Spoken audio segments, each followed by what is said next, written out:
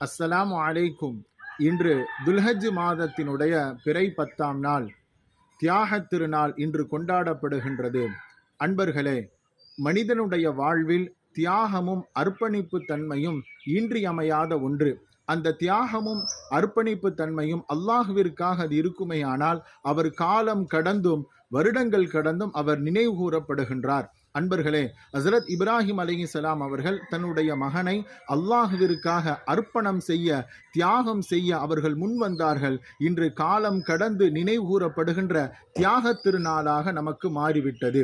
அன்பர்களே, நம்முடைய வாழ்க்கையில் அந்த இன்றியமையாத தியாகத்தையும் அர்ப்பணிப்பு தன்மையும் அல்லாஹுவிற்காக நாம் ஆக்குவோமையானால் காலம் கடந்து நாமும் நினைவு கூறப்படுவோம்.